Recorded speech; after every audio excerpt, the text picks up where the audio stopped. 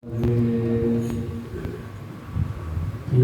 ربي بالمصطفى بلغ مقاصدنا واغفر لنا ما مضى يا واسع الكرم.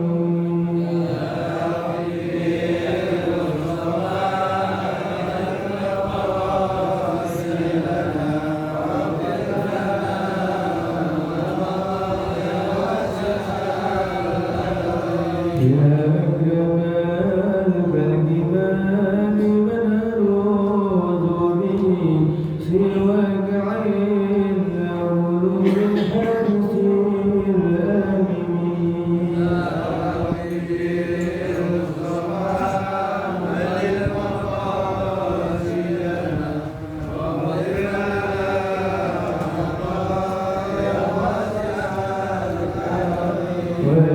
ولنيديك رسول الله جاءك بعيد الكريم متجلى باسم منتكم. بلغ مقاصدنا واغفر لنا ما مضى فإن من جودك الدنيا وضارتها ومن علومك علم اللوح والقلم. بالمصطفى بلغ مقاصدنا واغفر لنا يا واسع الكرم.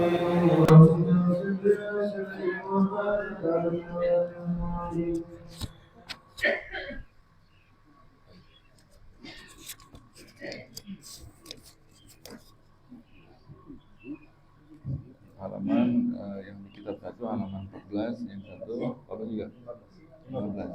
Di kitab yang satu halaman 15, 4 baris dari atas, 4 baris dari atas. Halaman yang satu lagi halaman 14, 4 baris dari atas. Bismillah wa amal zuhud, ya, kata-katanya wa amal zuhud. Bismillahirrahmanirrahim. Alhamdulillahirabbil alamin wassalatu wassalamu ala sayyidil mursalin wa ala alihi wa sahbihi ajma'in. Qala al-musannif radhiyallahu anhu ila an qala wa amma az-zuhdu alladhi huwa ghairu maqdurin lil 'abdi fa huwa burudatu syai'i 'an qalbi az-zahidi, thumma az-zuhdu alladhi huwa maqdurun lil 'abdi مقدمات للزهد الذي هو غير مقدور للعبد، فإذا أتى به العبد بأن لا يطلب ما ليس عنده من الدنيا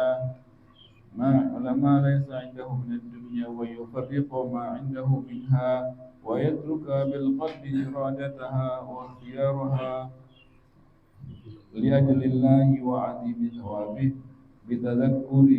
بتذكره لآفاتها أورثته تلك برودة الدنيا على قلبه، وهذا عندي هو الزهد الحقيقي.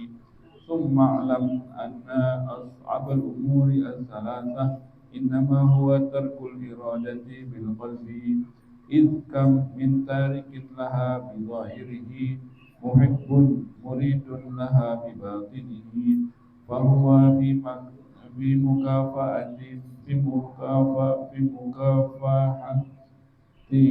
مكافأة ومقاساة شديدة من نفسه، وشأنه كله في هذه. ألم تسمع إلى قوله سبحانه عز من قائل: تلك الدار الآخرة نجعلها للذين لا يريدون علوا في الأرض ولا فسادا. علق الحكم بنفي الإرادة دون الطلب والفعل المراد، وقوله سبحانه: من كان يريد حرث الآخرة نزد له في حرثه ومن كان يريد حرث الدنيا نؤته منها وما له بالآخرة من نصيب. وقوله تعالى: من كان يريد العاجلة عجلنا له فيها ما نشاء لمن نريد وقوله ومن أراد الآخرة وسعى لها سعيها وهو مؤمن الآية وهو مؤمن ومن أراد الآخرة وسعى لها الآية أما ترى الإشارة كلها إلى الإرادة فأمرها هو المهم إذا لكن العبد إذا واظب واستقام على الأولين أعني التفريق والترك فمأمول من فضل الله سبحانه أن يوفقه لدفع هذه الإرادة والاختيار عن قلبه فإنه المتفضل الكريم عز وجل سبحانه لا علم لنا إلا ما علمتنا إنك أنت العليم الحكيم سبحانك لا نحصي ثناء عليك أنت كما أثنيت على نفسك فلك الحمد لله rabbil alamin segala puji hanya untuk Allah Taala. Melanjutkan daripada pembahasan Al-Imam Al-Ghazali dalam kitabnya Minhajul Abidin, kita sampai dalam ucapan Imam Ghazali wa amma zuhud, ya, pembahasan kita masih seputar masalah zuhud. Apa kata Imam Ghazali? Wa amma zuhud, az-zuhud ada dua kemarin itu. Az-zuhud ada dua macam. Ada zuhud yang kita makdur, yang kita mampu, yang Allah kasih kemampuan di diri kita. Ada zuhud ghairu makdur, ada yang zuhud yang kita Allah enggak kasih kemampuan di diri kita, tapi tiba-tiba ada gitu, seperti gitu. Maka zuhud ada dua. Katanya yang ini wa amma zuhud alladhi huwa ghairu makdur. Katanya zuhud yang kedua, sedangkan zuhud yang kita tidak mampu, ghairu makdurin lil abdi, bahwa maka zuhud yang enggak mampu itu adalah apa itu zuhud yang enggak mampu itu?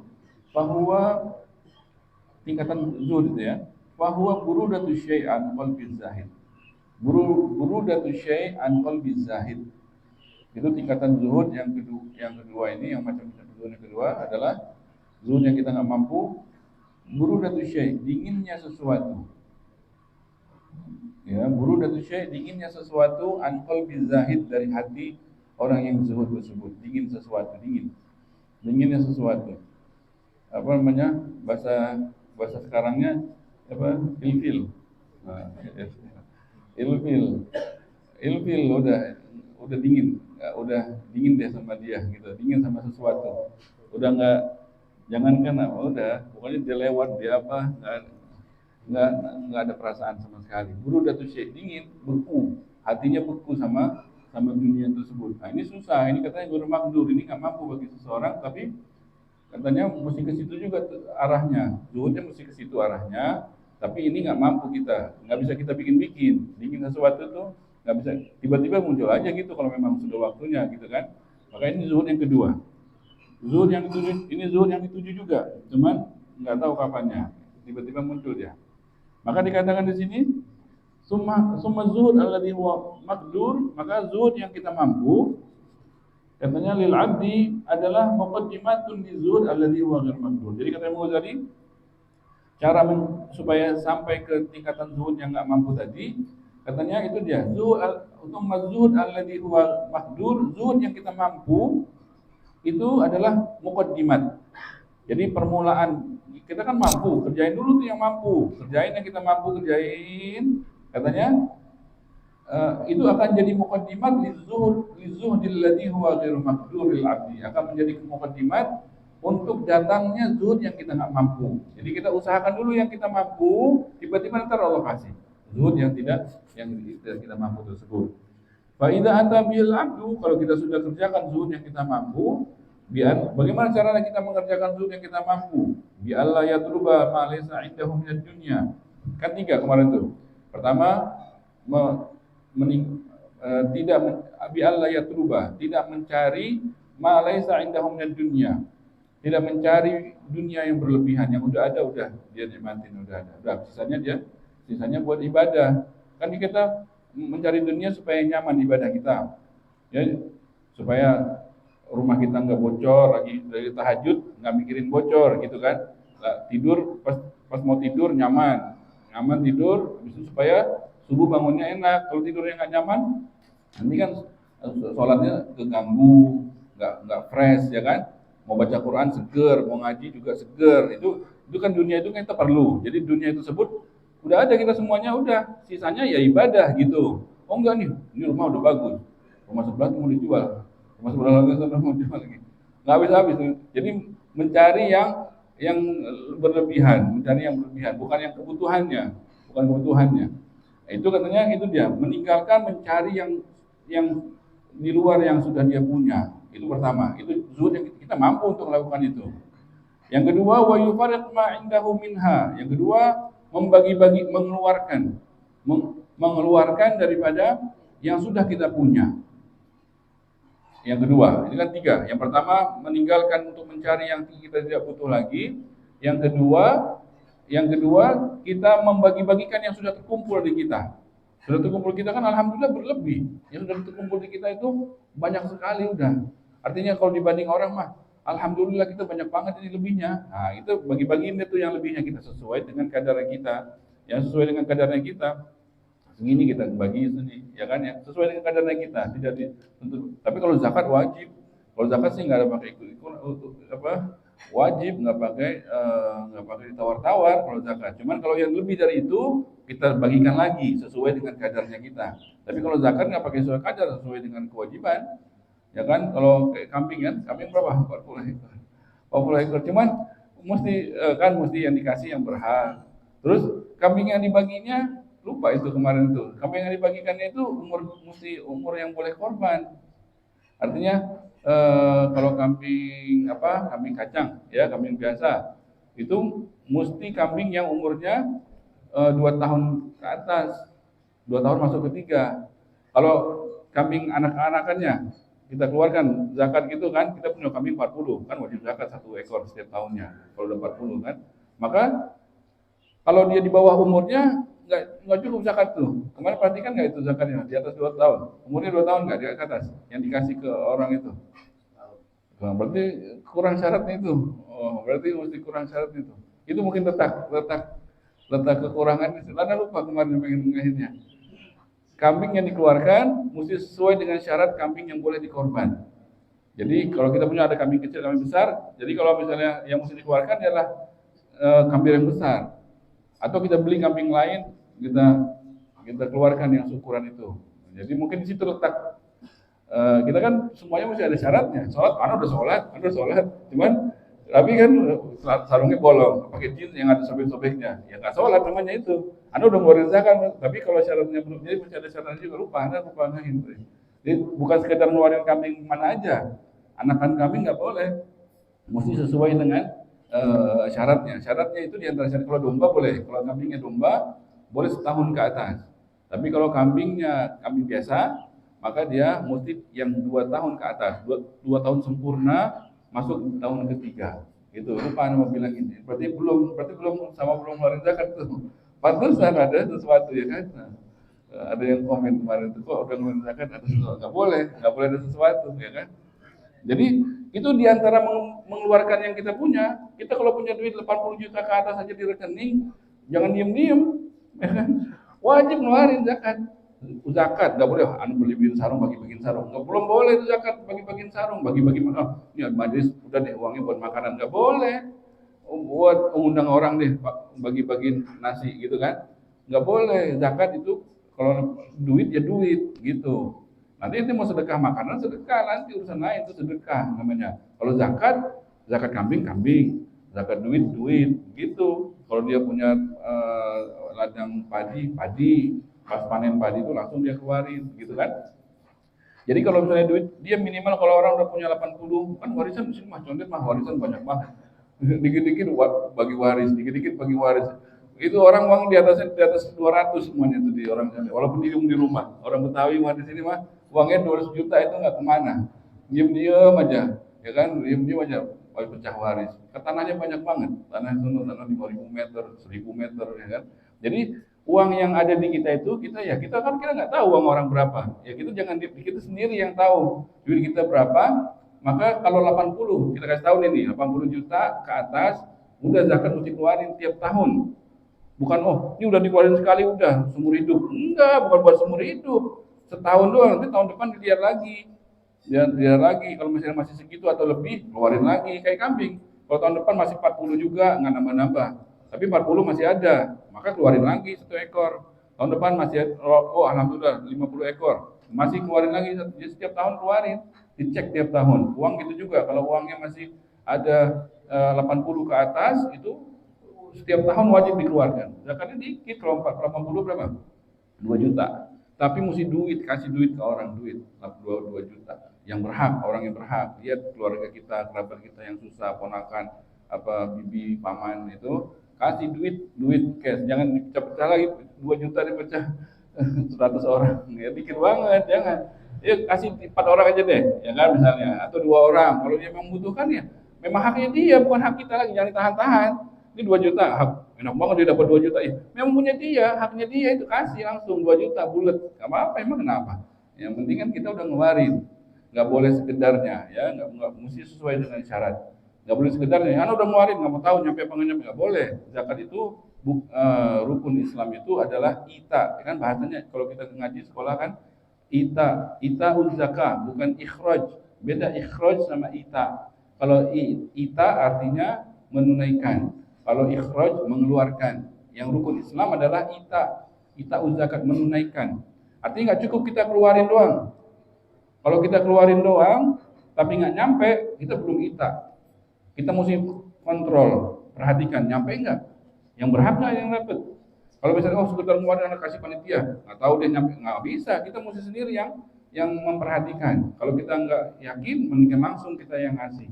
Jadi itu diantara zuhud itu, membagi-bagikan yang sudah terkumpul dunia di kita. Kalau zakat wajib, yang lainnya sedekah itu adalah termasuk daripada zuhud. Kemudian satu lagi katanya wa yufarriqu ma indahu minha wa yatruka bil qalbi iradataha wa ikhtiyaraha.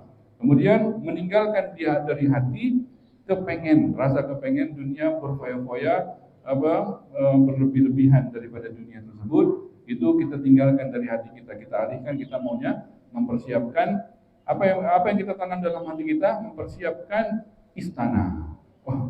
Istana di akhirat, mempersiapkan istana di akhirat. Itu yang jadi istana dunia udah, itu istana akhirat. Yang kita tuju mempersiapkan istana kita nanti di akhirat. Itu tanam. Kita bagusin. Kan setiap kita ibadah, ntar malaikat sono kerja, bangun istana kita, tanam baca ini dapatnya ini, baca ini dapat ini, baca salawat dapat ini. Jadi kita mumpungnya di sini nih. Kalau pengen bangun istana yang bagus, di sinilah nih cara bangunnya, di sini dengan di dunia. Tapi sono tinggal hasil, nggak bisa lagi mau bangun, ya kan? Maka itu kita tinggalkan rasa mau kita atas dunia ini, dunia yang rendah ini, kita beralih maunya mau memperbaiki akhirat kita. Nah, bagaimana nanti kita kembali kita dapat istana yang bagus. Untuk apa? Li ajlillah, hanya untuk Allah. Wa 'azimi thawabih, dan hanya mengharap daripada agungnya pahala dari Allah. Nah, itu tujuan hidup kita itu. Ya kan? Tujuan hidup kita untuk mendapat pahala dari Allah yang besar. Bitadakuri. Sayyidina Umar kan gitu. Sayyidina Umar bin Khattab bukan nggak mampu bangun bangunan, bukan nggak mau bangun apa-apa. Semua yang udah ada udah begitu aja. Nggak mau bangun bangunan, bukan lagi jaya-jayanya Islam waktu itu, lagi kaya-kayanya Islam. Semua kerajaan udah dikalahin itu di Arab Syam itu, dikalahin oleh pasukan Sayyidina Umar. Akhirnya duit lagi kumpul-kumpulnya itu, emas lagi kumpul-kumpulnya, tidak ada perubahan. Madinah tetap bagaimana adanya bagi zaman Rasulullah SAW. Jadi pohon korma, bangunan udah nggak boleh ada yang merubah. Padahal kalau mau bangun bikin istana kayak Firaun bisa, tapi enggak.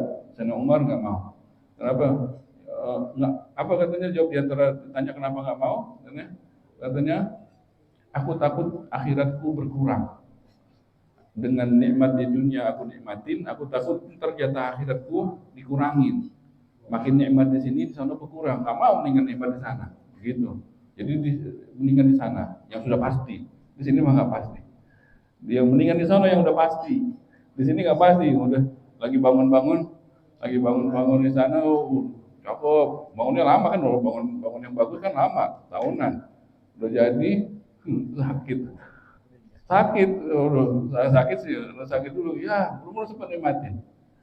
Nggak pasti, ya kan? Udah kita harap-harapan pengen, wah enak tuh tidurnya di atas tuh, di kamarnya ada balkonnya, ada ini di bawah. Belum jadi bangunannya, gitu udah khayal-khayal. Pas jadi sakit. Bisa nahan sakit?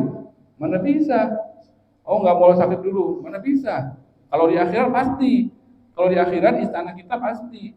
Hati bubuk begini, kalau misalnya di akhirat misalnya rumah bukan istana besar, itu nikmat, orang nggak ada sakit, nggak ada ini, nggak ada, ya mendingan akhirat yang pasti, mendingan akhirat yang pasti yang kita kejar. Dunia nggak pasti, senikmat-nikmatnya dunia mah nggak pasti kenikmatannya tersebut, kecuali ahli ibadah. Wah, kalau ibadah dunia nikmatnya pasti. Kalau orang ahli ibadah bisa nggak dosa, bisa taat sama Allah, itu dia lain dunianya, nikmat aja lain, dunianya nikmat, ya kan? Dia nggak ada sumpahnya, lihat orang enak aja, nggak ada itu. Di rumahnya itu asik aja, orang sama dia sama orang demen, pokoknya asik aja dunianya tuh.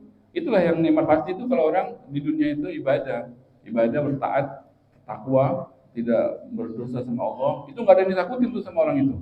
Orang yang bertakwa sama Allah Taala itu ngelihat apa di depan dia nggak ada yang takut.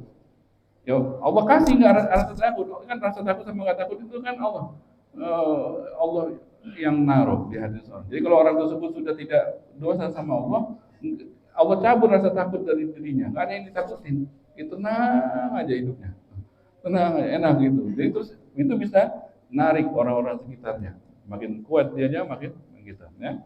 Maka katanya eh, berharap pahala yang pasti tersebut dari Allah. Bitadzakurihi, dengan kita mengingat-ingatnya. Bagaimana cara mengingatnya? Li afatiha. Dunia ini kita ingat-ingat banyak banget masalahnya. Ya, dunia ini kalau kita ingat-ingat kan supaya kita tidak berharap dunia ini tuh sakit, belum lagi sakit, belum lagi ini, belum lagi masalahnya. Nggak mungkin tuh kalau orang yang kayanya banget itu kalau nggak ada masalahnya nggak mungkin. Makin dahsyat kayanya, aduh, makin tidur minum obat, makin kayanya dahsyat. Lihat tuh, nggak ada tuh tidur di bawah pohon bisa tidur, nggak mungkin. Pakai penjaga, pakai ini, ya kan? Itu pun nggak bisa tidur. Makin ya, kalau dunia itu begitu. Maka dunia nggak ada enaknya. Ya, gimana pun nggak, kecuali yang taat, yang takwa, yang aman, yang dia aman sama Allah, maka dia aman di dunia. Maka kalau dia sudah mengingat-ingat bahayanya dunia, buat apa dikejar? Auratuhu tilka burudatud dunia, maka akan timbullah itu burudah, ilfilnya dia sama dunia, bencinya dia sama dunia, ala qalbi akan muncul di hatinya. Wahada, kalau sudah begitu kata Imam Ghazali, kalau sudah begitu, jadi kalau dia dapat dunia tuh nafsunya apa?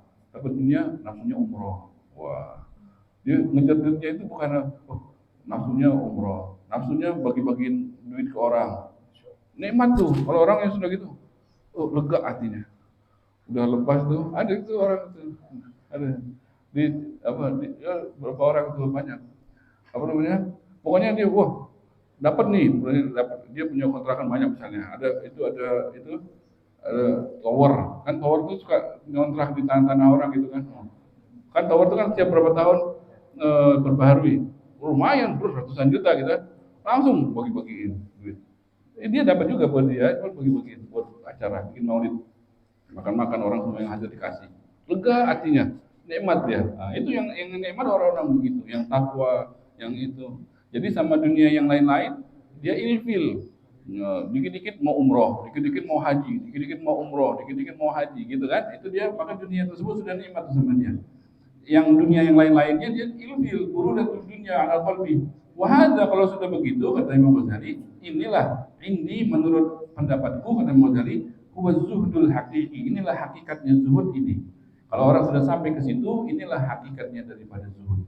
Ya, mudah-mudahan kita Allah kasih ya bagaimana zuhud tersebut pada diri kita. Wallahu a'lam. Subhanakallahumma wa bihamdika asyhadu an la ilaha illa anta astaghfiruka wa atubu ilaik.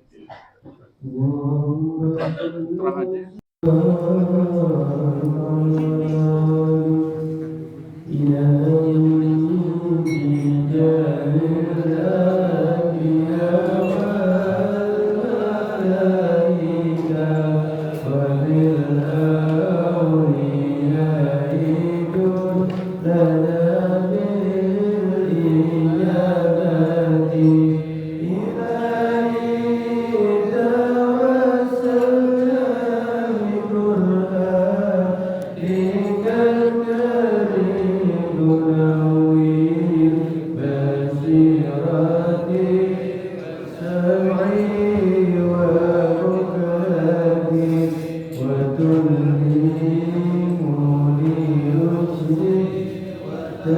وارزق لي علما يقيني توافقني بحسن العبادة بأسمائك الحسنى تدعو بتوبة نصوحي تغفرني ذنوبي وزلتي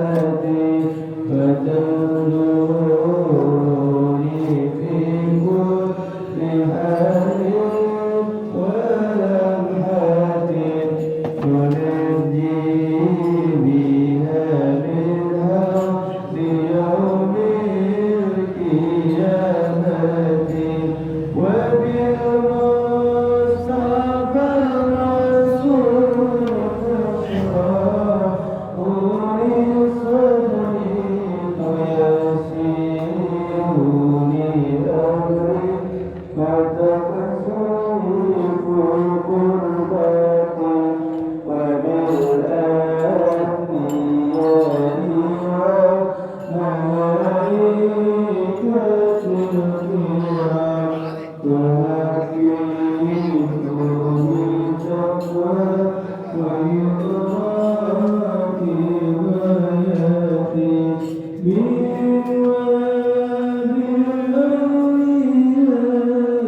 الأولياء كوني بي وذريتي وسيعتي وعشيرتي وتصريف عني كل شر بهاكيه وشرا لسلم من يزيد وجنات بفضلك بسري بحسني حياتي وبالرحمة بدار الإمامات عليهم من المولى صلاة وتسليم ورضوان مستجب إلهي مناجاتي إلهي بجاه